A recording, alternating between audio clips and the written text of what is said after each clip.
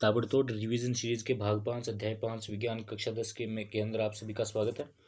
अपना चैप्टर है तत्वों का आवर्त वर्गीकरण, यानी हमारी प्रकृति के अंदर जो तत्व पाए जाते हैं इनको हम कैसे वर्गीकृत करें, कैसे समझे कि कौन सा धातु है, कौन सा धातु है या कौन सा उपधातु है।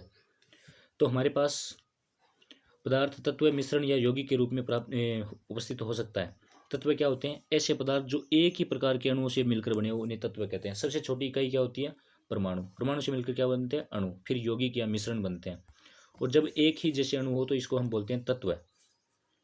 अभी तक 118 तत्व ज्ञात है। इंपॉर्टेंट है, अभी तक कितने तत्व ज्ञात है हमें? अभी 118।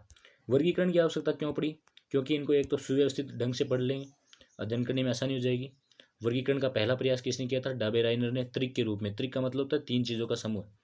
तो जब तत्वों को उनके परमाणु भार, यानी तीन तत्वों को बढ़ते हुए परमाणु भार के अनुसार व्यवस्थित किया गया, तो जो बीच वाले का तत्व का परमाणु भार है अन्य दो तत्वों के परमाणु भार का माध्य होता है, औसत होता है, एवरेज आता है।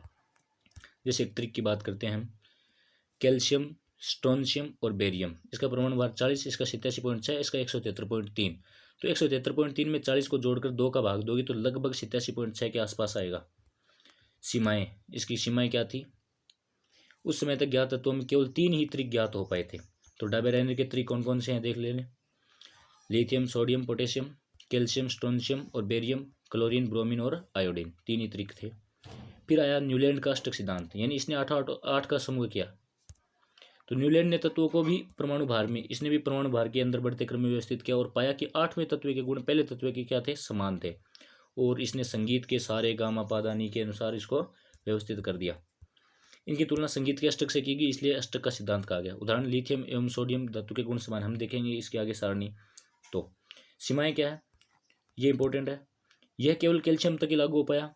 नए तत्व इस सारणी से मेल नहीं खाते थे और सारणी में तत्वों को समंजित करने के लिए न केवल दो तत्वों को एक साथ रख दिया, बल्कि असमान तत्व जिनके गुणों में कोई समानता नहीं थी उनको भी क्या रख दिया?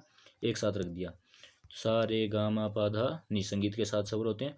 8वां वापिस से पहले को रिपीट करता है। फिर मेंडलीफ की आवर्त सारणी, मेंडलीफ ने कुछ हद तक अच्छा काम किया था। तत्वों के भौतिक और रासायनिक गुण इनके परमाणु द्रव्यमानों के आवर्त फलन है। अब की बार परमाणु भार नहीं है, मेंडलीफ की आवर्त सारणी में परमाणु द्रव्यमान, जो परमाणु द्रव्यमान होता है। परमाणु द्रव्यमान क्या होता है? परमाणु क्रमांक का दुगुना। मेंडलीफ की आवर्त सारणी तत्वों के रासायनिक गुणधर्मों पर आधारित है। इसमें 8 ऊर्ध्वाधर स्तंभ है जिन्हें समूह कहते हैं, 7 अक्षैतिज पंक्तियां हैं जिन्हें आवर्त कहते हैं। तो जो खड़े होंगे उनको तो क्या बोलेंगे? स्तंभ। और जो तिरछे होंगे, आड़े होंगे, उनको क्या बोलेंगे? हमें आवर्त। और इनकी संख्या कितनी है? स्तंभों की संख्या 8 है और आवर्त की संख्या 7 है मेंडलीफ की आवर्त सारणी में। आधुनिक की बात नहीं। और ये भी उपलब्धि क्या है? अज्ञात तत्वों के लिए खाली जगह छोड़ दी इसने, जैसे स्कैंडियम, गैलियम अथवा जर्मेनियम है। समान गुणधर्म वाले तत्वों को एक स्थान मिल गया। पिछली व्यवस्था को छेड़े बिना ही अक्रिय गैसों का पता लगाने पर इन्हें अलग समूह में रखा जा सकता था। सीमाएं क्या थी? समस्थानिक की स्थिति स्पष्ट नहीं हुई, यानी जिनका परमाणु क्रमांक समान होते हैं लेकिन इलेक्ट्रॉनों की संख्या कम ज़्यादा हो जाए, समस्थानिक, उनका पता नहीं चला। हाइड्रोजन का स्थान निश्चित नहीं हुआ। और कुछ तत्वों का परमाणु द्रव्यमान के अनुसार अनुचित क्रम हो गया। किसी को पहले रख दिया जिसका परमाणु द्रव्यमान ज़्यादा था फिर भी, और किसी का परमाणु द्रव्यमान कम था उसको बाद में रख दिया। और ये है अपनी मेंडलीफ की आवर्त सारणी। फिर आधुनिक आवर्त सारणी, ये इंपॉर्टेंट है। आधुनिक आवर्त सारणी का सिद्धांत क्या है? कि तत्व के परमाणु द्रव्यमान की तुलना में उसका परमाणु क्रमांक जो है, परमाणु संख्या है, ये मेन गुणधर्म है भाई। आधुनिक आवर्त नियम के अनुसार तत्वों के गुणधर्म उनकी परमाणु संख्या के आवर्त फलन होते हैं। और अपनी आधुनिक आवर्त सारणी के अंदर 18 स्तंभ है। 18 क्या है? स्तंभ है। 7 क्या है? आवर्त है। और इसको अगर आप गौर से देखोगे सारणी को, तो देखो ऊपर हाइड्रोजन, फिर हीलियम है, और यहाँ पर लगभग बीच में से यहाँ पर एक टेढ़ी सी रेखा होती है। इसे इधर वाली अधातुएं, इसे इधर वाली धातुएं, और इस रेखा के उपस्थित जो है वो उपधातुएं होती है। और नीचे लेंथेनोइड, एक्टिनोइड श्रेणी है, यानी वो समस्थानिकों की है। तो मेंडलीफ की आवर्त सारणी के दोष क्या हैं जो आधुनिक आवर्त सारणी ने दूर कर दिए?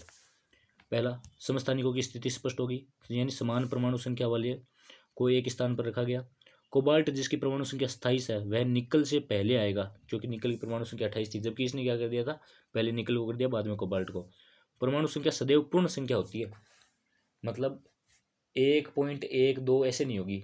एक है तो उसके बाद 2, फिर 3, 4, 5 ऐसे आएगी। यानी हाइड्रोजन व हीलियम के बीच कोई तत्व नहीं आएगा, क्योंकि हाइड्रोजन का परमाणु क्रमांक 1 है, हीलियम का कितना है 2 है। फिर परमाणु संख्या क्या है?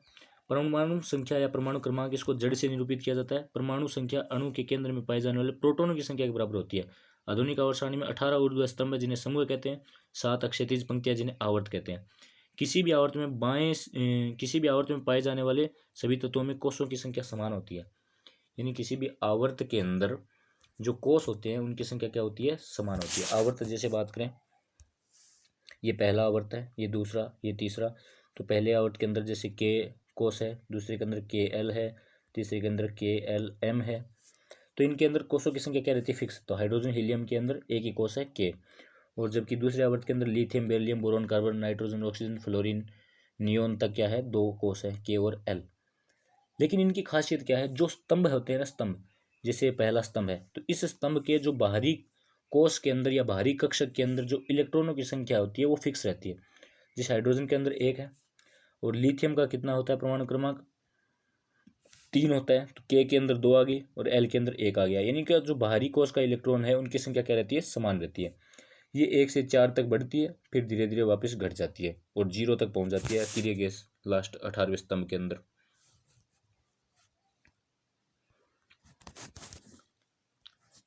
किसी भी आवर्त में सभी तत्वों की कोषों की संख्या क्या होती है? समान होती है।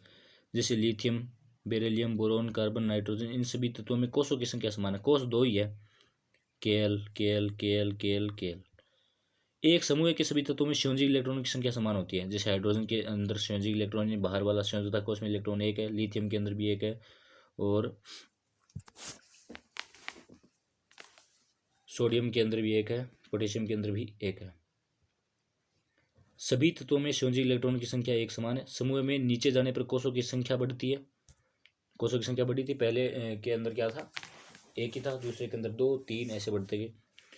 किसी विशेष आवर्त में पाए जाने वाले तत्वों की संख्या इस बात पर निर्भर करती है कि किस प्रकार इलेक्ट्रॉन विभिन्न कोष में भरे जाते हैं। उनके जो कोष है उनके अंदर इलेक्ट्रॉन की संख्या के आधार पर, विभिन्न कोषों में भरे जाने वाले इलेक्ट्रॉनों की संख्या के आधार पर आवर्त में तत्वों की संख्या आप बता सकते हैं। किसी कोष में इलेक्ट्रॉनों की अधिकतम संख्या सूत्र 2n² द्वारा भरी जाती है, जहाँ पर n क्या है? दिए गए कोष की संख्या को दर्शाता है। के लिए इसका मान 1 होता है, एल के लिए 2, एम के लिए 3, एन के लिए 4 ऐसे। उदाहरण, के लिए एन ये हो गया। आवर्त सारणी में तत्वों की स्थिति उनकी रासायनिक क्रियाशीलता को बताती है। संयोजकता इलेक्ट्रॉन द्वारा तत्व द्वारा निर्मित आबंध का प्रारूप और संख्या निर्धारित होती है। आधुनिक आवर्त सारणी की प्रवृत्ति। संयोजकता, परमाणु के सबसे बाहरी कोष में उपस्थित इलेक्ट्रॉन की संख्या को क्या कहते हैं? संयोजकता। समूह में ऊपर से नीचे जाने पर, यह जैसे अपनी आवर्त सारणी है, इसमें आप ऊपर से नीचे जाएंगे संयोजकता समान रहेगी, लेकिन बाएं से दाएं जाएंगे तब संयोजकता पहले तो क्या होगी? बढ़ेगी 1 से 4 तक, फिर घट जाएगी। तो समूह में ऊपर से नीचे जाने पर संयोजकता समान रहती है, परंतु आवर्त में बाएं से दाएं जाने पर संयोजकता 1 से 4 तक बढ़ती है और बाद में घटकर 0 हो जाती है। जैसे तीसरे आवर्त की बात करें, sodium, magnesium, aluminium, silicon, phosphorus, sulphur, chlorine, argon, तो पहले 1 से 4 तक बढ़ी, फिर 3, 2, 1, 0, लास्ट में अक्रिय गैस विन्यास प्राप्त हो गया। परमाणु साइज। परमाणु साइज से परमाणु त्रिज्या पता चलता है। एक परमाणु के केंद्र से बाह्यतम कोष की दूरी ही क्या है? परमाणु साइज है। अब परमाणु साइज स्तंभ में कैसे बढ़ता घटता है और आवर्त में कैसे बढ़ता घटता है? देखो, आवर्त में बाएं से दाएं जाने पर, लेफ्ट से राइट जाने पर परमाणु साइज या त्रिज्या घटती है, क्योंकि नाभिकीय आवेश क्या हो जाता है? बढ़ जाता है। परमाणु क्रमांक बढ़ता है तो क्या होगा? नाभिक का जो आवेश है वो बढ़ेगा और वो इलेक्ट्रॉनों पर अच्छे से कंट्रोल कर पाएगा। परमाणु साइज या आकार क्या हो जाएगा? घटता जाएगा। और ये इनकी संख्या दी गई है। समूह में ऊपर से नीचे जाने पर परमाणु त्रिज्या बढ़ती है, क्योंकि नए कोषों की संख्या बढ़ती है, जिससे नाभिक और बाह्यतम कोष के बीच दूरी बढ़ जाती है और नाभिक का जो कंट्रोल है बाहरी इलेक्ट्रॉनों पर वो कम हो जाता है। तो जैसे ये ऊपर से नीचे जाने पर क्या हो गया? परमाणु साइज बढ़ गया। बाएं से दाएं जाने पर परमाणु साइज घटता है। परमाणु त्रिज्या भी घटती है। साइज का मतलब त्रिज्या ही है। धात्विक गुण। धात्विक गुण का अर्थ है किसी तत्व के परमाणु द्वारा इलेक्ट्रॉन त्यागने की क्षमता। धात्विक आवर्त सारणी में सिर्फ कौन सी तरफ है? बाईं तरफ है। ये आवर्त सारणी है, ये टेढ़ी लाइन है, इधर वाली धातु में, इधर वाली अधातु में। तो हम बाएं से दाएं जाएंगे तो धातुओं की संख्या क्या होगी? धात्विक गुण क्या होंगे? कम होंगे। और जब हम ऊपर से नीचे जाएंगे तो धात्विक गुण क्या होंगे? बढ़ेंगे।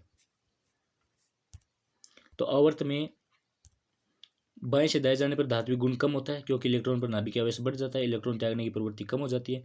धातु इलेक्ट्रॉन खोते हैं, धनात्मक आयन बनाते हैं, अतः धातु विद्युत धनात्मक तत्व कहलाते हैं। समूह में ऊपर से नीचे जाने पर धात्विक गुण बढ़ता है क्योंकि संयोजक इलेक्ट्रॉन पर नाभिक का आवेश कम हो जाता है और इलेक्ट्रॉन आराम से निकल सकते हैं बाहर।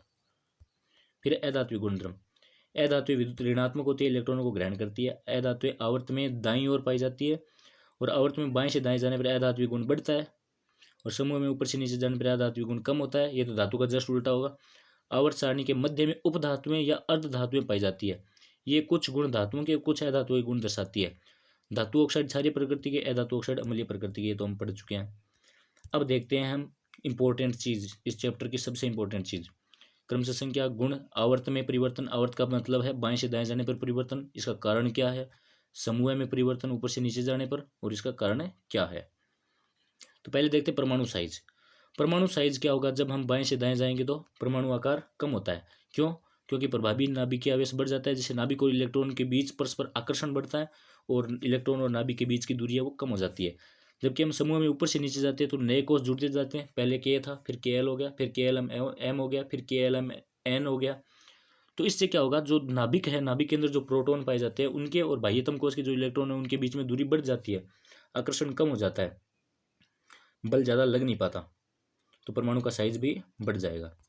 फिर दूसरा धात्विक गुण, ये तो आपको पता ही है, बाएं से दाएं जाने पर कम होगा, ऊपर से नीचे जाने पर बढ़ेगा। कारण ये पढ़ लेना आप। अधात्विक गुण इसका जस्ट उल्टा, बाएं से दाएं जाने पर बढ़ता है, ऊपर से नीचे जाने पर कम होता है। तो कक्षा 10 विज्ञान की धड़ाधड़ रिवीजन सीरीज, ताबड़तोड़ रिवीजन सीरीज का जो अंतिम, पहले पार्ट का अंतिम चैप्टर था 5वां, ये कंप्लीट।